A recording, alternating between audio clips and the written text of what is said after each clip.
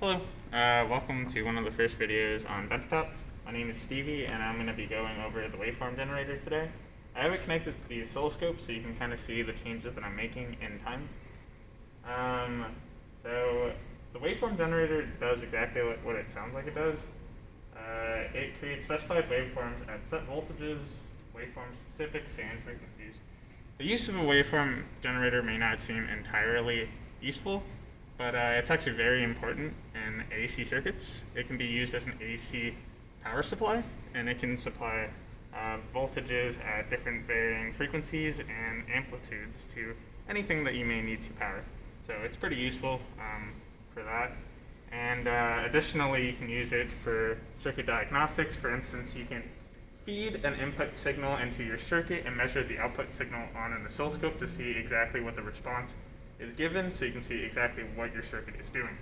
Another niche topic that you can use the waveform generator for is maybe digital logic. You can use the waveform generator maybe as a clock signal, and you can feed a digital input signal into the oscilloscope and see how your signal is responding to a given clock signal. So without further ado, let's actually learn how to use the waveform generator. So for starters, what you will see is the channel setup. So at any given time, the waveform generator can control two waveforms at once. So that's channel 1 and channel 2. So right now we're only going to use one channel. So if I click on channel 1, sometimes it'll give you this, this error signal. You just have to hit this button right here. And now we have control of the waveform generator. So I'm going to hit 1. And you see all of the characteristics of channel 1 once you do that over here. Now, these buttons control any of the I guess, words that you see right here. So if we see output right here, this button is going to control the output. So right now it's on off, and then we're going to flip it on. And when we flip it on, you can now see that it's on as being measured by the oscilloscope. So there's a couple other things that the channel output settings will tell you. There's the output load. The output load will control the internal resistance of the waveform generator. You can change that if you need to. You usually don't have to. You have things like the range, polarity. Polarity will shift the direction of the signal. Voltage limits if you need it. And then more gives you more settings and stuff like that. So there's mode, dual channel. You probably don't need to know that stuff, so I'll just skip over it. So now here's how to actually control your waveform. So right here you have all of the settings that you'll need to control your waveform at any given time. So to choose your actual waveform that you're going to use, you're going to hit waveform. And all these settings now are given to you on the bottom here. So we have different waveforms like sine waves, square waves, which now you can see that it's a square wave on the oscilloscope, and ramps, pulse, triangle waves, which is a type of ramp wave anyway, a noisy wave, random PRBS wave, which will give you a binary signal of zeros and ones, a random DC wave, whatever you need, it'll be there. So once you pick a wave, it'll direct you to the parameter settings instead, but if you didn't do that, you can always just click parameter settings here. And the parameter settings, you can change now the frequency, the amplitude, the offset, and the phase, and usually one or two additional settings that come with the wave.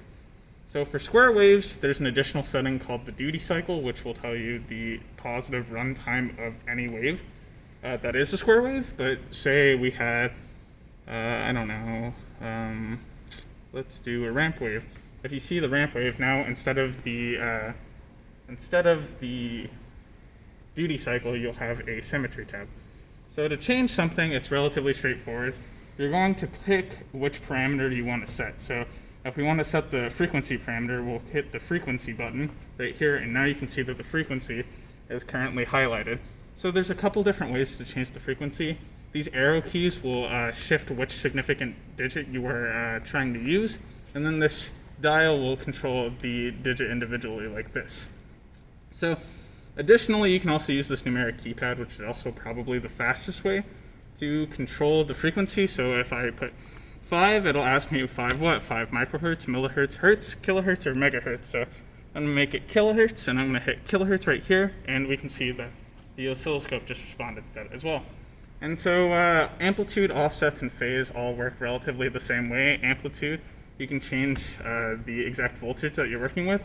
Most of the time it's going to be in millivolts, but so we made it 2. We can also make it voltage, regular voltage peak to peak, which are whole volts. millivolts and RMS if you only want to work with RMS values and other units that you may want to work with. So if you press it by accident, you can also go over here on the cancel tab and then just pretend like that never happened. So additional settings may have, additional parameters may have additional settings on your own. For instance, this ramp wave, when you hit the symmetry, it has a bunch of presets right here. So there's 100%, 50%, and 0%. The 50% is going to give you your standard triangle wave that you're probably used to, but then you can also control this manually. So let's say I make it 70%, and it's back to what it was before. So that's the parameters. The parameters for any wave work almost identically. So I'm going to hit done for the most part, and then I'm going to go to units. Units, you can change the units that you're working with in your waveform. So if you like using working with period more than frequency, you can certainly change that.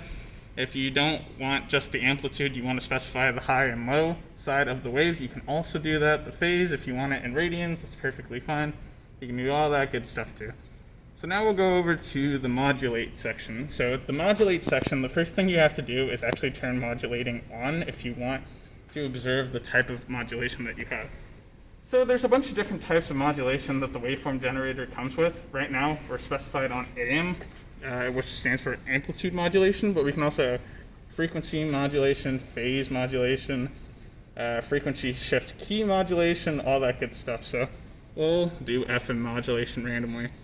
And so if we want to see what the frequency modulation is going to look like, we're going to turn the modulation on and actually look at the oscilloscope. So now you can see that the frequency is shifting back and forth, so you can see that the oscilloscope or the wave actually looks like it's moving back and forth, which is pretty cool.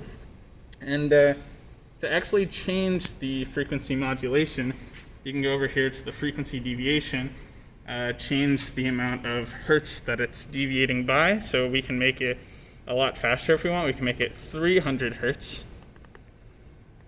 And then if we see now it's going a lot faster and stuff like that. So that's how frequency modulation works. And then again, you can change a bunch of these settings. You can explore them on your own time.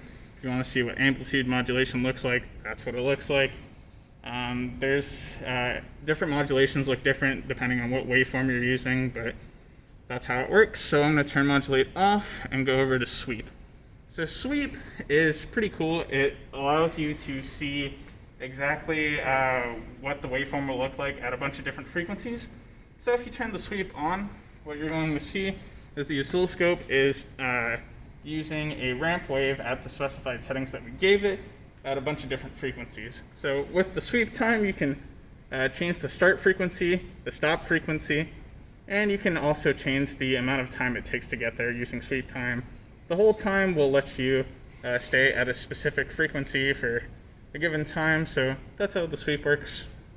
And then again, you can also change how it will be sweeping if you want it in a full linear sweep, a log sweep. That's perfectly fine as well. Lastly, we have the burst setting. The burst setting, it sounds exactly what it does. So you have, when you turn it on, you'll see that randomly, or seemingly randomly, that you have mostly a flat line and certain bursts of ramp waves. So you can also change the burst, the number of cycles, all that good stuff. The burst period, completely fine whenever you want. But that's mostly everything that you could change on the waveform generator. There's a couple niche things you can do, so I would encourage you to play with it on your off time. It's one of the more fun things that you can do.